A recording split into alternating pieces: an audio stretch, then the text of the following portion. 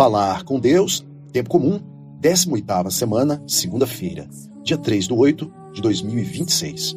O otimismo do cristão. Ser sobrenaturalmente realista e contar sempre com a graça do Senhor. Vejamos. Uma grande multidão seguiu Jesus, afastando-se cada vez mais de lugares habitados. Mateus 14, de 13 a 21. Seguem-no sem se preocuparem com as distâncias, porque precisam muito dele e sentem-se acolhidos. Estão pendentes das palavras que lhes dirige e que dão sentido às suas vidas. E até esquecem de levar provisões para comer. Não parecem preocupados com isso. Nem eles, nem Jesus. Mas os discípulos percebem a situação. E ao cair da tarde, aproximam-se do mestre e dizem: este lugar é deserto. E a hora é já adiantada. Despede essa gente para que, indo às aldeias, comprem de comer. É uma realidade evidente, mas Jesus conhece uma realidade mais alta. Umas possibilidades que os discípulos mais íntimos parecem ignorar. Por isso, responde-lhes: não tem necessidade de ir. Dai-lhes vós de comer. Mas eles, conhecedores das dificuldades em que se encontravam, dizem-lhe: não temos aqui senão 5 pães e 2 peixes. Os discípulos veem a realidade objetiva. São conscientes de que, com aqueles alimentos, não podiam dar de comer a uma multidão. O mesmo acontece conosco quando nos pomos a calcular as nossas forças e possibilidades. As dificuldades da vida e do meio ambiente ultrapassam as nossas forças. Mas essa objetividade humana, que por si só nos levaria ao desalento e ao pessimismo, faz-nos esquecer o otimismo radical que é inerente à vocação cristã, que tem outros fundamentos. A sabedoria popular diz: quem deixa a Deus fora das suas contas não sabe contar. Essas contas não batem, não podem bater, porque se esquecem precisamente a parte de maior importância. Os apóstolos fizeram bem os cálculos, contaram com toda a exatidão os pães e os peixes disponíveis, mas esqueceram-se de que Jesus, com seu poder, estava ao lado deles. E esse dado mudava radicalmente a situação. A verdadeira realidade era outra, muito diferente. Nos empreendimentos de apostolado, está certo, é um dever, que consideres os teus meios terrenos. 2 mais 2 é igual a 4. Mas não esqueças nunca que tens de contar, felizmente, com outra parcela. Deus mais 2 mais 2 não é igual a 4. Esquecer essa parcela seria falsear a verdadeira situação.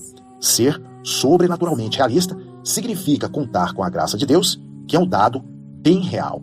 O otimismo do cristão não se baseia na ausência de dificuldades, de resistências e de erros pessoais, mas em Deus, que nos diz: eu estarei sempre convosco. Mateus 28, 28. Com ele podemos tudo. Venceremos, mesmo quando aparentemente fracassamos. A Santa de Ávila repetia, com bom humor e sentido sobrenatural: Teresa, sozinha, não pode nada. Teresa e um Maravede, menos ainda. Teresa, um Maravede e Deus podem tudo. A. Ruiz, Anedotas Teresianas, Monte Carmelo, Burgos, 1982, página 217. E o mesmo acontece conosco. Lança para longe de ti essa desesperança que te produz o conhecimento da tua miséria. É verdade, pelo teu prestígio econômico, és um 0. Pelo teu prestígio social, outro 0. E outro pelas tuas virtudes. E outro pelo teu talento. Mas à esquerda dessas negações está Cristo. E que cifra incomensurável não resulta. São José Escrivá, Caminho 473. Como mudam as forças disponíveis à hora de empreendermos uma iniciativa apostólica ou quando nos decidimos a lutar na vida interior, ou mesmo a enfrentar as realidades da vida humana, apoiados no Senhor. O otimismo cristão é consequência da fé. Vejamos. O otimismo do cristão é consequência da sua fé, não das circunstâncias. O cristão é consciente de que o Senhor preparou tudo para o seu maior bem, de que ele sabe tirar fruto até dos aparentes fracassos, ao mesmo tempo que nos pede que utilizemos todos os meios humanos ao nosso alcance, sem deixar de lado nenhum só, os 5 pães e 2 peixes. O milagre virá. O Senhor faz com que os fracassos na ação apostólica, uma pessoa que resiste ou nos vira as costas, outra que se nega reiteradamente a dar um passo muito pequeno que a pode aproximar de Deus. Um filho que se recusa a acompanhar-nos à missa de domingo. Nos santifique e acabem por santificar os outros. nada se perde. O que não pode dar fruto são as omissões e os atrasos. A cruzar os braços, porque parece ser pouco o que podemos fazer e grande a resistência do ambiente. Deus quer que ponhamos à sua disposições os poucos pães e peixes que sempre temos e que confiemos nele. Uns frutos chegarão em breve prazo. Outros, o Senhor os reserva para o momento oportuno, que ele conhece muito bem, mas sempre chegarão. Temos de convencer-nos de que não somos nada, de que nada podemos por nós mesmos, mas que Jesus está ao nosso lado. E ele, a cujo poder e ciência estão submetidos todas as coisas, nos protege através das suas inspirações contra toda a astúcia, ignorância ou dureza de coração. Santo Tomás, Suma Teológica, primeira, segunda, questão 68, A2, AD3. O otimismo do cristão robustece-se poderosamente através da oração. Não é um otimismo meloso, nem tampouco uma confiança humana em que tudo dará certo. É um otimismo que mergulha suas raízes na consciência da liberdade e na certeza do poder da graça. Um otimismo que nos leva a ser exigentes conosco próprios, a esforçar-nos por corresponder em cada instante às chamadas de Deus. São José Escrivá, Forja 659. A estar atentos ao que ele deseja que realizemos. Não é um otimismo do egoísta, que só procura a sua tranquilidade pessoal e para isso fecha os olhos à realidade e diz: tudo se ajeitará, como desculpa para que não o incomodem, ou que se nega a ver os males do próximo para evitar preocupações.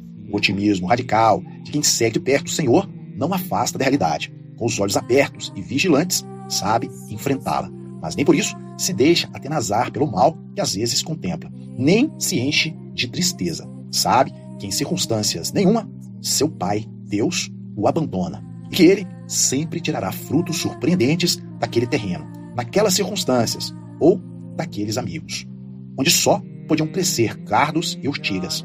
O cristão sabe que a obra boa nunca será destruída, e que, para dar fruto, o grão de trigo deve começar a morrer debaixo da terra. Sabe que o sacrifício dos bons nunca é estéril. G. Traveler, Jesus e a Samaritana, Aster, Lisboa, 1954, página 145. Otimismo, fundamento também na comunhão dos santos. Vejamos. Ronald Knox comenta que Jesus não realizou o milagre da multiplicação dos pães e dos peixes em benefício de transeuntes casuais que se tivessem aproximado para ver o que acontecia com aquela multidão, mas para os que o seguiam há vários dias e o procuraram ao perceberem que se ausentara. Eram, diz, como uma manifestação da igreja incipiente. R. Knox, Exercícios para Sacerdotes, 1981, página 257. Aqueles 5.000 sentados no sopé da montanha estavam unidos entre si por terem seguido o Senhor, por se terem alimentado do mesmo pão, imagem da Sagrada Eucaristia, saído das mãos de Cristo. Que símbolo tão natural de fraternidade é uma refeição em comum.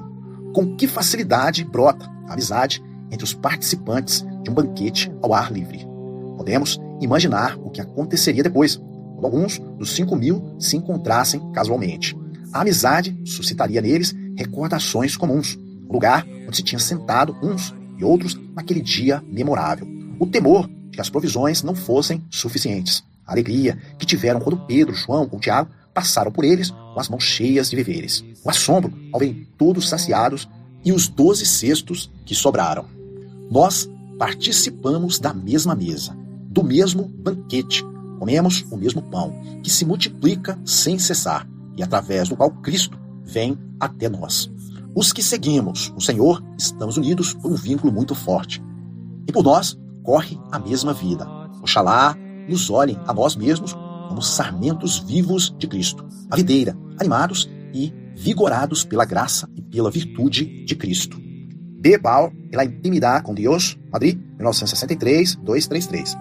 A comunhão dos santos ensina-nos que formamos um só corpo em Cristo, que podemos ajudar-nos eficazmente uns aos outros. Neste preciso momento, alguém está pedindo por nós. Alguém nos ajuda com o seu trabalho, com a sua oração ou com a sua dor. Nunca estamos sós. A comunhão dos santos alimenta continuamente o nosso otimismo. E comeram todos e saciaram-se. E do que sobrou, recolheram 12 cestos cheios de fragmentos. Ora, o número dos que tinham comido era de 5.000 homens, sem contar mulheres e crianças. A generosidade de Jesus, que é a mesma agora, nos dias atuais, incita-nos a recorrer a Ele cheios de esperança, pois são já muitos os dias em que o vimos seguindo. Pede-lhe sem medo, insiste. Lembra-te da cena que o Evangelho nos relata acerca da multiplicação dos pães. Olha a magnanimidade com que o Senhor responde aos apóstolos.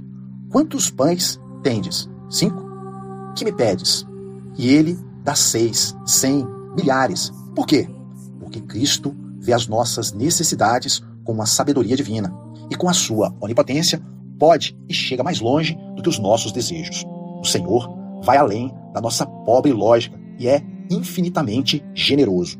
São José Escrivá forja 341. Ele volta a realizar milagres quando pomos à sua disposição o pouco que possuímos. Ele tem outra lógica que supera os nossos pobres cálculos, sempre pequenos e insuficientes. Que vergonha se alguma vez guardássemos para nós os 5 pães e 2 peixes, enquanto o Senhor espera que os entregássemos para fazer maravilhas com eles. Ave Maria, cheia de graça, o Senhor é convosco. Bendita sois vós entre as mulheres, e bendito é o fruto do vosso ventre, Jesus. Santa Maria, Mãe de Deus, rogai por nós, pecadores, agora e na hora de nossa morte. Amém.